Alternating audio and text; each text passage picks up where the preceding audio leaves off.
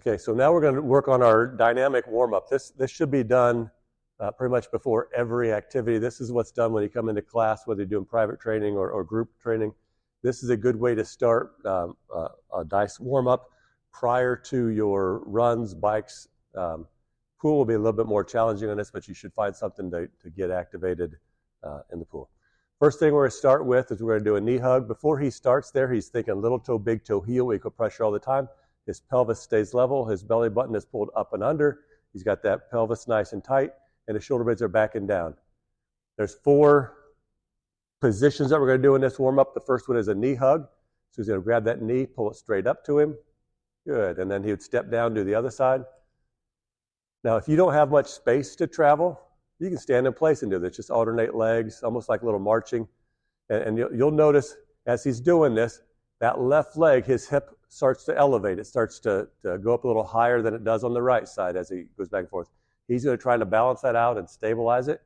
This is best done with you looking in a mirror, making sure that you're staying square, staying level. As he pulls that up, he's not leaning backwards, so he's going to turn to the side real quick. He's not leaning backwards, so he pulls that knee up to him. His back stays flat. Everything stays engaged as he alternates. He's not hyperextending the back. He's staying up nice and tall, bringing that knee up to him, getting a great stretch in that back pocket, in that hip joint. Good. Second piece is called a quad walk. So we're going to face the camera again. We're going to reach back and we're going to grab that heel, pull it up to your tail. Good.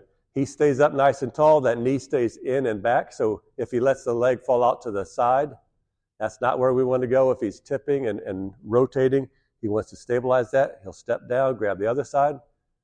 Again, if you've got room to maneuver and you can walk forward, just do some walking quad walks here, just back and forth. We're going to keep him in this one position so we can see this. Notice that as he steps, he's got a little bit of a tip that happens in his core. He's going to stabilize this. If you've got that by looking in the mirror, you're going to try to stabilize it as well. Let's look at that from the side. Good. Bring your left arm out of the way so we can see your lower back. Good. Reach back, grab the other side. Now we're trying not to hyperextend. We're trying not to let that knee come out and back. You'll notice that for that thigh to go back, he's got to have a little bit of pelvic tip. It falls forward. That usually means that you've got a tight hip flexor. If that's going on with you, then we need to talk about how to stretch those hip flexors, and that's in a different video coming up. As he keeps his pelvis tight, you'll see that sometimes that thigh is forward. Again, that's another indication of a tight hip flexor. We're just stretching the front of your thigh. Just because your heel touches your tail does not mean you have good flexibility back there. Usually what that means is that your pelvis is rotating forward and you're not able to stabilize it. Okay, let's do some hip rotation. So we're going to face forward. This is very similar to the first one you did. First one, your knee came up. Let's remind them of that. Good. Now we're going to do hip rotation. That comes up. So you're going to take your outside hand, put it outside the knee, protect it, pull that knee up to the same shoulder, set it down, do the other side. A few things to notice here. That thigh keeps facing forward. It doesn't go out. So let's show them a cheat. That doesn't get to open up. It stays forward. Good. Comes up to the same shoulder. This rotation, this stretch, it's happening in his back pocket. It's going to be a little bit more intense than the first piece that he did. You'll notice that there's on this situation, we've got a little difference on the right leg versus left leg. He most likely feels some tightness, some increased tightness on that left side. We can see it happening. It's coming through his trunk. It's coming through that hip range of motion. If you're standing in a mirror and it feels different or looks different, those are things you need to pay attention to. Let's look at that from the side.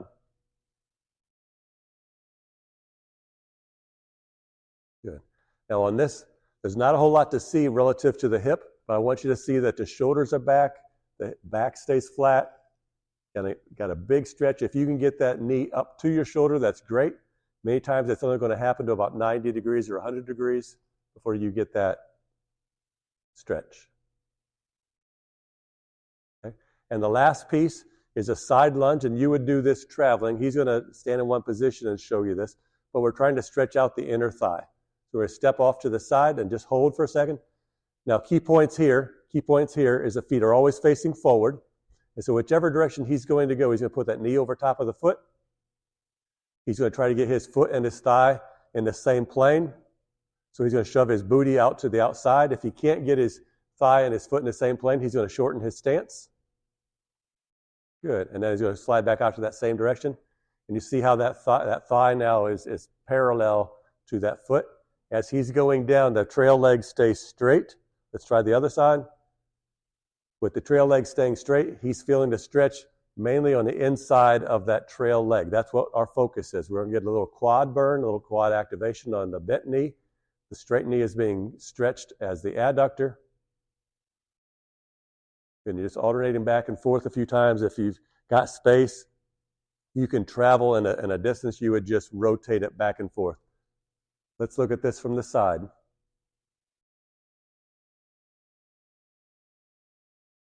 And we're going to focus just on the leg that's closest to us. Now the key points here is we're going to try not to let that knee go in front of the toe. So you saw how he pushed it forward. He recognized it. He's going to bring it back. He's trying to get that knee as close to 90 degrees as he can. He'll feel a big stretch in that leg. That leg is going to be doing a lot of work. But he feels a big stretch on the trail side inner thigh. Also notice here, his back is staying relatively straight. Relatively flat. He's trying to keep his chest up nice and tall. He's trying not to flex at the hip, but you're going to be limited by some motion, and you're going to pay attention to details. These 4 exercises, the hip flexion, the quad walk,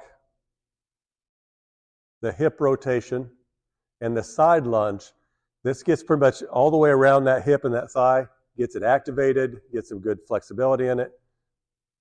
Let's use those prior to most of all of our workouts. How many do you do? That's up to you. Just get a little light activation, get a little light sweat going on, get it started. It doesn't have to be a big sweat, just kind of get things moving. And then we'll move into the rest of our warm-up. So now we're going to do, once you've got that warm-up, let's go into some walking lunges. We're going to do walking lunges both forward and reverse. We're going to show you from the front first. As he steps out into a lunge, he's going to step out. His midfoot hits first. His heel stays in the air. We'll show this from the side here in a few moments. His thigh and his foot stay in the same plane. He's going to bend his knee down to 90 degrees. We're looking for his hips and his shoulders to stay square and level. All of his weight is on that front leg because he's going to pull through and step with the other leg. And then we're going to repeat. Good. Foot and thighs in the same plane. He's staying nice and square. And then he would come forward. He's going to get you some footage to do some repeats.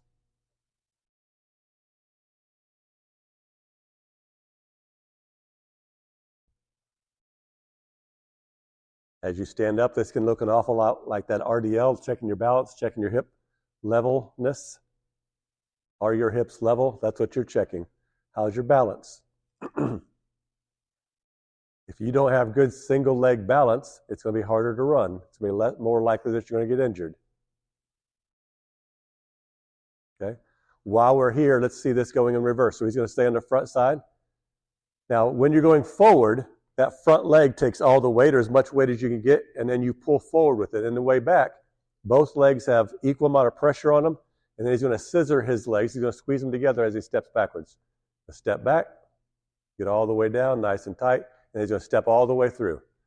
Now, one of the cheats here is that you bring your foot back to the other foot, and then you take what we call a baby step. You're going to step all the way through. So if you're doing some laps, you need to find some place where you've got about 10 to 15 yards. Down and back would be 1 lap. A good warm-up is 2 to 5 laps. When you get done, your quads are going to feel like they got some extra work. That's going to feel like a workout, but this is just part of your warm-up. Get all that to work, getting the right sequence to happen. Okay, now we're going to look at this from the side. Okay, let's go forward. Let's go forward first. So that'll work too. Now, as he steps forward, what I want you to see is that his midfoot goes down, his heel stays in the air. His heel stays in the air. His knee's getting bent to 90. It doesn't go in front of his toes, and he's pulling forward each time. You can do a pause in the middle, or you can just turn this into regular walks. As he goes back, he's going to do the same thing. Now he's going to show you the reverse lunge.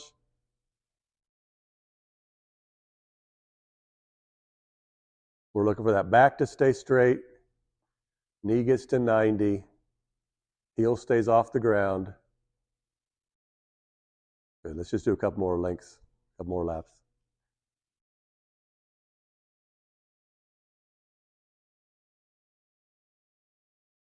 You've done lunges before. Make sure you're paying attention to these details.